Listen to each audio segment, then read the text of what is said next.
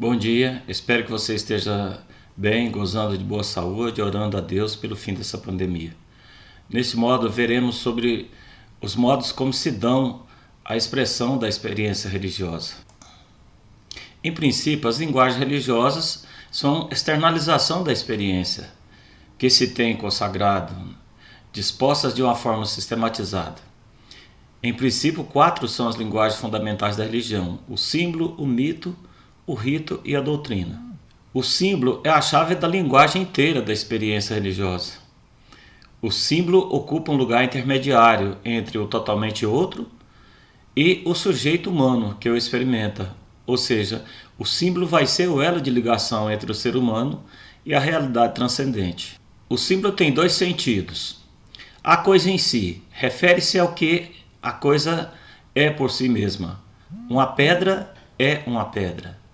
O que a simboliza? Refere-se ao que a coisa representa simbolicamente, ou seja, sem deixar de ser pedra, representa outra coisa. Nós temos como exemplo o pôr do sol. O pôr do sol pode dar aquela tranquilidade, aquela paz que a pessoa busca naquele momento, então tem esse simbolismo. Ou uma flor, uma rosa vermelha, por exemplo, é sinal de amor. Um pássaro que voa pode simbolizar a liberdade. Então são realidades profanas, mas que podem chegar a ser simbólicas, que têm um segundo sentido, captado por meio do primeiro na vida cotidiana.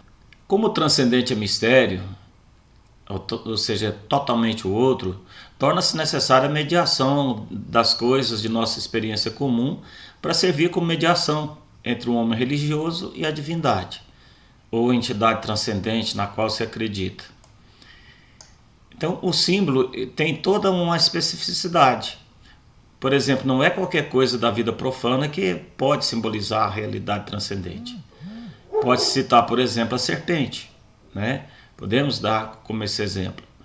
Ela pode ser símbolo de prudência, né? Jesus mesmo diz aos seus discípulos a ser prudente como as serpentes, mas também pode simbolizar o mal, que foi motivo da queda do homem ali no paraíso.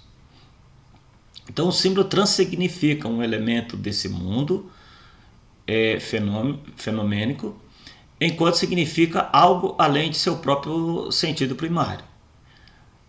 Temos aí o exemplo da abóbada celeste, que é símbolo da transcendência e de soberania, ou seja, o céu é símbolo da transcendência e soberania. O símbolo pode ser descrito como remissivo, ele vai remeter para uma outra realidade, que é a que importa existencialmente, ou seja, aquilo que dá significação para a pessoa, para além do que ela é como uma coisa, para além do que o símbolo é como uma coisa. Como a transcendência está envolta em mistérios, como foi dito, não podendo ser objetivada, ou seja, tornar algo perceptível nesse mundo objetivo, tornado uma realidade deste mundo, né? O símbolo vai funcionar como uma transparência que deixa de visar a divindade. Então ele é como uma lente que permite ver o que sem ela não se vê. Sem os objetos convertidos em símbolo, apaga-se a percepção do sagrado na forma como se experimenta, e tampouco se pode expressá-lo. Exemplo, a água do batismo. Ela hierofaniza o sagrado como força de purificação. Não poderia ser outro objeto, o azeite, por exemplo, né? Pois iria se modificar o aspecto sagrado vivido no primeiro caso. Porque a água ela simboliza a pureza, ela é símbolo de pureza, de purificação. O azeite não expressaria a purificação, mas a consagração ou um alimento substancial. É próprio do ser humano criar símbolos. Só o ser humano cria símbolos. É a forma que ele tem de objetivar a experiência religiosa, de externalizar a experiência que ele tem com o transcendente. Então, para muita gente, mito é sinônimo de mentira, de ficção, de ilusão, né? Fruto do imaginário da pessoa. Diferente do símbolo que remete à transcendência, o mito vai remeter às origens, pretendendo explicar a existência. Então, o mito conta uma história sagrada. Relata um acontecimento ocorrido no tempo primordial.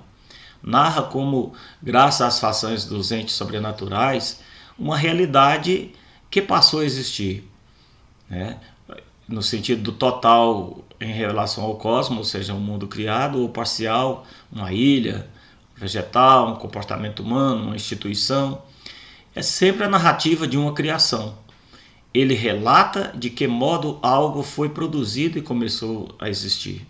O mito encontra-se estruturado em torno de 4 elementos essenciais. É um relato, porque a partir de uma instância textual, ou seja, de uma construção textual, que pode também ser oral, né, para dizer o que diz. Conta um acontecimento e o conta como verdadeiro, algo que realmente aconteceu. É um acontecimento originário, está ali nas origens, né, na realidade primeira. O mito é um relato sobre as origens, situando o acontecimento narrado em um horizonte primordial. Os deuses agem nos mitos. O mito se ocupa do seu agir e tem sua qualidade instauradora, a força sagrada de um deus, e narra o que os deuses fizeram nas origens. Os mitos dão sentido a uma realidade, vai conferir sentido à existência humana. O acontecimento mítico dá sentido à realidade instaurada, ao remontar, em último instante, a primordialidade transcendente. Por remeter às origens, ou seja, a realidade primeira, ali é fundante, associada ao rito, o mito tem por função reiterar aquilo que se celebra. Ou seja, fazer reviver uma realidade primeira, satisfazer as profundas necessidades religiosas, aspirações morais, pressões e imperativos de ordem social e mesmo as exigências práticas. Nas civilizações primitivas, o mito desempenha uma função indispensável. Ele exprime, enaltece e codifica a crença, salvaguarda e impõe os princípios morais, garante a eficácia do ritual e oferece regras práticas para a orientação da vida. Ao contrário de uma experiência qualquer da vida cotidiana, viver o mito implica uma experiência verdadeiramente religiosa. Não se trata de uma comemoração dos eventos míticos, mas de sua reiteração. Não se comemora, por exemplo, ali a ceia do Senhor, reitera-se aquele acontecimento na Santa Missa. O indivíduo evoca a presença dos personagens do mito e torna-se contemporâneo a eles. Isso implica igualmente que ele deixa de viver no tempo cronológico, passando a viver no tempo primordial. Ali no momento que nós estamos ali na missa, participando da missa, é como se estivéssemos ali ao redor de Jesus Cristo ali na última ceia. Deixamos de viver no tempo cronológico e passamos a viver no tempo primordial, ou seja, no tempo em que o evento teve lugar pela primeira vez, um tempo sagrado. Então, portanto, a missa ela é um ato que reitera aquele momento ali da ceia do Senhor. Ou seja, nós como que nos transportamos desse tempo que nós temos hoje, né, e nos reportamos àquele tempo sagrado primordial. Quanto à classificação do mito, temos 3 categorias distintas. Os teogônicos, que são os mitos que explicam a origem dos deuses. Isso é matéria de prova, viu, gente? Os cosmogônicos, que explicam a origem do mundo. E os antropogônicos, que explicam a origem do homem. Existe uma outra classificação, a do historiador das religiões, Gel Widengren, que dispõe o mito conforme as realidades imanentes e transcendentes. Assim temos os mitos da vida, né, da criação, da origem do mundo, das teogonias, da origem do gênero humano, mitos anuais da natureza, da fundação do culto e, por fim, mitos sociais. E mitos de outra vida, né, os mitos de morte, são aqueles que tratam da própria morte, da vida, né, no outro mundo. O paraíso original, por exemplo, que essa vida é outro mundo, conforme a mitologia cristã, nós temos ali o paraíso original, que é a meta final do ser humano. O ser humano vai enredar toda a sua vida de forma a ir para esse paraíso. E também o do ocaso, que é um polo oposto ao mito da criação, ou seja, refere-se à desconstrução do mundo, à destruição do mundo ou o fim do mundo. O dilúvio é um exemplo desse tipo de mito. O rito é uma expressão do próprio mito. Conforme Emile Durkheim, o rito é um conjunto de regras de comportamento que prescrevem como o homem deve se comportar com as coisas sagradas. O rito não é outra coisa senão o mito posto em ação. O rito faz o que disse o mito. Rito e mito conectam-se de tal forma que criam uma retroalimentação mútua. O rito está de tal forma conectado com o mito que é a expressão fidedigna daquilo que prescreve o mito. Os ritos podem ser classificados como sendo a cerimônia religiosa, a invocação ou louvor a um deus, ou deuses, dependendo da religião, né? Enquanto a manifestação da gratidão por graças alcançadas. E pode, em determinadas religiões, chegar a um conjunto, formar um conjunto de cerimônias religiosas, que é o que nós chamamos de liturgia, e que nós temos assim de uma forma bem acabada, assim, bem clara na Igreja Católica. Então a cerimônia religiosa ela vai exercer um papel importante em todas as religiões, e vai se dar em conformidade com regras pré-estabelecidas, né? Então, também temos o culto, que na perspectiva que estamos a estudar, né, culto tem um sentido mais genérico, ou seja, vai se referir a todas as formas de expressão do rito religioso, tendo por finalidade promover o contato com o sagrado. E por isso, geralmente, realiza-se em lugares sagrados, ou seja, em espaços destinados para o culto. A oração, né, que é o mais simples de todos os ritos, que pode se dar em nível individual e coletivo, a oração é descrita como uma forma de comunicação com Deus, individual e espontânea, sem forma definida ou de forma coletiva, obedecendo a um padrão bem definido, né? A oração, por exemplo, a reza do terço, né, que é uma oração que pode ser feita individual ou comunitária, ela vai seguir ali já um padrão definido. Quem vai rezar o terço, mesmo que seja individual, vai seguir aquilo que se reza comunitariamente. E por fim nós temos o sacrifício, que vai dar centralidade de culto em diversas religiões. É oferecido a Deus ou aos deuses, né, dependendo de qual religião, se é monoteísta ou politeísta. E nos sacrifícios de expiação, por exemplo, tem-se a finalidade de apaziguar os deuses, a ira dos deuses, né? E aí a oferenda pode se dar como uma substituição do culpado por um animal sacrificial, como se deu ali, né, com Isaac, né, que o entendimento é que iria sacrificar Isaac ali para apaziguar a ira de Deus. E, no entanto, Deus mostra a Abraão que ele não se compraz com sacrifícios humanos. E por isso pede a Abraão que substitua Isaac pelo cordeiro. E a partir dali já não se sacrificou mais os primogênitos aos deuses em Israel. Temos também uma variedade de ritos que povoam as diversas culturas e religiões, que são os ritos de passagem, os quais associam-se à mudança de status social ou sexual no decorrer da vida do indivíduo. O nascimento, a entrada na idade adulta, o casamento, a morte, constituem transições marcadas por esses ritos. O rito de passagem confere sentido às transições entre estágios sucessivos que demarcam um antes e um depois na vida da pessoa, configurando rupturas. O noivado, por exemplo, né, ele vai ali no casamento, que leva ao casamento, ele vai significar ali já uma ruptura com a vida de solteiro. A pessoa já está noiva, ou seja, já está comprometida. E o casamento vai ser também um rito de passagem que vai mudar o status de solteiro para casado.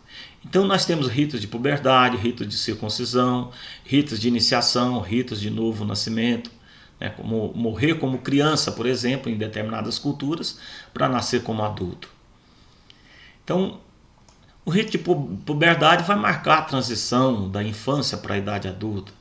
E aí nós temos aqui como exemplo, quem assistiu aquele filme Apocalipto, de Mel Gibson, que mostra, logo no início ali do filme, aqueles guerreiros ali correndo atrás de um javali, se não me engano um javali. E quando aquele guerreiro mata o javali, os colegas deles ali falam que ele tinha que comer os testículos do javali. Uma sacanagem muito grande, porque na realidade ele tinha que engolir o coração ainda vivo, né, do javali, ou seja, comer o coração ainda pulsando ali, para poder abstrair do javali as energias que ele poderia ali acumular para a guerra, por exemplo. né? E aí sacaneiam ele come os testículos do javali. E depois ficam rindo da cara dele. Mas ele mostra esse rito de passagem ali da fase da puberdade para a fase adulta. E nós temos aí também como exemplo de circuncisão, não só o masculino, mas também o feminino. Que no caso da mulher está sendo fortemente combatido nos dias de hoje, né? Principalmente pelo movimento feminista. Pois tira a capacidade que a mulher tem de sentir prazer na relação sexual, ao decepar ali ou cortar o clítoris. Então, portanto, é considerado uma mutilação dos órgãos genitais na mulher. E nós temos um exemplo assim, que foi terrível, o dia que eu fui assistir esse filme, né, lá no Pia 21, com aquela sala ali, com aquele som envolvente, surround e tudo, o grito daquela criança, né, no filme A Flor do Deserto, uma criança de 3 anos que teve seu clítoris cortado ali e a vagina costurada. E aí foi deixada no deserto ali para poder, ou se sobrevivesse, voltava para casa, né? E aí já estava prometido ali em casamento, e só aos 12 anos de idade o noivo iria ali com a navalha, cortaria a vagina, né? E simplesmente estupraria aquela criança. E aí deixa ali no deserto. Se morrer, morreu, acabou. Se não morrer, volta para casa dos pais e aguarda para ser literalmente estuprada pelo futuro marido. E aí aquele momento ali é terrível, não tem quem não chore em assistir esse filme, que ele retrata a vida de uma modelo, né, da Somália, o Aris Dirie, que se tornou embaixadora da ONU contra esse tipo de prática ali na Somália. As doutrinas são princípios básicos de qualquer religião, que também faz parte da linguagem religiosa, né? Contém descrições sobre Deus ou deuses, sobre seres divinos e de suas instruções éticas e morais a serem compreendidas e aceitas pelos fiéis. Tem por objetivo a preservação ou defesa da tradição.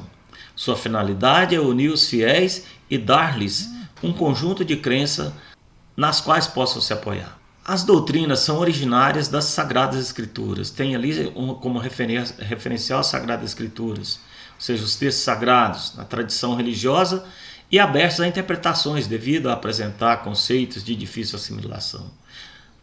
A interpretação das Escrituras pode levar à criação de doutrinas e dogmas, como se deu no cristianismo, que são reflexões ali posteriores, né, a Jesus, fundadas ali no Novo Testamento e também no Antigo Testamento, que acabou sendo codificada em forma de dogmas e doutrinas. Toda religião tem sua ética, sua moral, ensinando as pessoas o que é certo e o que é errado, levando as pessoas a praticar o bem e evitar a prática do mal. Então, essa ética ela tem como base a lei natural escrita no coração de cada ser humano, né, que leva a pessoa a praticar o bem e evitar a prática do mal. E isso, uma vez expresso pelo homem, torna-se um código a ser seguido por outras pessoas. Tem sua fonte nos textos sagrados e nos ensinamentos posteriores, né? São instruções morais de líderes, precursores, de profetas e de próprio Deus ou Deus, formando um rico arcabouço de valores éticos a ser seguido pelos fiéis em uma determinada religião. Nas religiões orientais, a ética vai ocupar lugar de centralidade, tendo por função instruir moralmente os fiéis. O confucionismo vai ensinar a seus seguidores a basear suas relações interpessoais nas de uma família ideal, harmoniosa. Vai ter ali como arquétipo, como modelo de ética a família. O taoísmo vai enfatizar a vida de forma harmônica com o Tao, um de seus ensinamentos, que é o caminho moral. O budismo vai ter ali sua ética baseada no nobre caminho óctuplo, que instrui as pessoas a cultivar o comportamento correto nas áreas da compreensão, pensamento, fala, ação, meio de vida, esforço, diligência e concentração. Então, o itinerário de vida de uma pessoa ali, conforme ensina o budismo, vai ter esse tipo de ética a ser seguida nessas 8 áreas específicas da vida. E Temos o karma presente no budismo, tanto no budismo quanto no hinduísmo, sikhismo, jainismo, etc., que é a noção moral da causa e efeito, segundo a qual boas ações numa vida podem gerar benefícios na vida futura e um renascimento melhor na vida seguinte, né?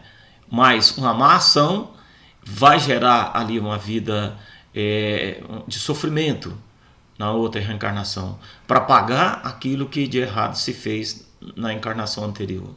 E esse ciclo, né, dessa causa e efeito, ou seja, que é um ciclo vicioso, que você sempre está nascendo, vivendo, morrendo, renascendo novamente para corrigir erros da encarnação anterior, ele vai ter a sua ruptura no momento que se alcança a iluminação, que é o que se deu com Buda, que ali de um príncipe indiano que ali debaixo de uma árvore teve a iluminação, ou seja, atingiu o seu estado de santificação. No que concerne à ética, as religiões monoteístas se distinguem das demais religiões, pois seus preceitos morais têm origem divina. Então, no judaísmo, a lei de Deus deve ser seguida tal como se encontra na Torá, tendo sua interpretação a cargo dos eruditos e rabinos posteriores, os escribas ali, os sacerdotes do templo, né, os doutores da lei. No islamismo, prega-se seguir as instruções éticas tal como se encontram no Corão, considerada a palavra de Deus e revelada ao profeta Maomé. E no cristianismo, segue-se os ensinamentos de Jesus Cristo nos evangelhos, além da orientação ética contida na Bíblia hebraica, sobretudo os 10 mandamentos. Em todas as religiões, observam-se 2 preceitos comuns, envolvendo a compreensão dos ensinamentos éticos e morais, bem como a exigência de sua prática. Então, o primeiro é a noção de referência pelo absoluto e o respeito pelas instituições morais que isso pode gerar. Ou seja, nós temos como referência na nossa forma de agir, né, de nos comportarmos com o outro, a própria divindade. Temos Jesus Cristo, o Filho de Deus, e temos o Pai. E as instituições morais por eles instituídas. No Antigo Testamento, por exemplo, nós podemos citar os 10 mandamentos. Mas toda a lei ali da Torá, ela é exatamente esse ponto de referência que nós devemos ter para a nossa vivência cotidiana, né? E a nova lei instituída por Jesus, que resume toda a lei do Antigo Testamento, né, dando um sentido novo à lei, não mais tratando as pessoas como servos, mas Jesus nos trata como amigos. E aí ele vai dizer que a antiga lei se resume num único mandamento: amar a Deus sobre todas as coisas e ao próximo como a si mesmo. Um mandamento único que se desdobra. Amar a Deus implica amar o próximo. E também temos a regra de ouro, que é um princípio universal que está presente em todas as religiões, que é comum a todas as crenças, né? Consiste basicamente em tratar os outros como você gostaria de ser tratado. Vejamos a regra de ouro referida às 5 religiões universais, que são as religiões do Oriente e religiões do Ocidente. Nas grandes religiões, como cristianismo, budismo, confucionismo, hinduísmo, islamismo, nós vamos ter a regra de ouro referida de forma positiva: faça ao outro aquilo que você gostaria que o outro lhe fizesse. Ou então, de forma negativa: não faça ao outro aquilo que você não gostaria que ele fizesse. No cristianismo, ali em Mateus, nós temos que Jesus diz: assim como quereis que os outros vos façam, do mesmo modo lhes fazei vós também. No budismo, não trate os outros como não gostarias que te tratassem. No confucionismo, não faças aos outros o que não queres que te façam. No hinduísmo, não faça aos outros nada que te magoasse e se fizesse a ti. No islamismo, nenhum de vocês crê verdadeiramente até que deseje aos outros o que deseja para si mesmo. Então pode observar que sempre vai ter o mesmo teor, ou seja, fazer ao outro aquilo que eu gostaria que o outro me fizesse. Ora, se eu quero ser tratado bem, então eu devo tratar bem o outro, né? Se eu não quero ser magoado, eu não posso magoar o outro. Se eu quero ser perdoado, eu tenho que perdoar o outro. Não poderíamos deixar de fora os agentes religiosos, que são os mediadores da relação entre o fiel e o sagrado, ou seja, entre o fiel e o transcendente. Eles são encarregados, né, de celebrar os rituais e especialistas na mediação com o transcendente. E nós temos aí, de acordo com a evolução religiosa, nós temos os xamãs, né, os ministros e sacerdotes. Ou seja, temos ali o mago, o xamã, o ministro e o sacerdote. Depende do grau de evolução religiosa. E os papéis desses agentes religiosos? Alguns são eruditos, ou seja, são pessoas formadas, fazem filosofia, teologia, como os teólogos, como os sacerdotes. Alguns no meio protestante, por exemplo, fazem teologia, né? No pentecostalismo, a única igreja que exige um curso completo de teologia para seus pastores é a Assembleia de Deus. E são pessoas que estudam os textos sagrados e ajudam outros a interpretá-los, a lê-los e interpretá-los. Alguns se tornam mestres ou gurus e atraem seguidores e os inspiram e instruem na fé. Outros exercem a função sacerdotal, né, como ministro ordenado, presidindo sacramentos e rituais, como se dá com o sacerdote. Isso é algo totalmente contrário à fé cristã, né? Porque de acordo com a fé cristã, a relação com o transcendente não se dá nessa forma de troca. Ao contrário, né, por atos de piedade, em que você pede a Deus e que você faz as coisas, realiza as coisas muito mais como oferenda agradável a Deus do que propriamente como um objeto de troca. Tenham todos uma santa e abençoada semana e até a próxima.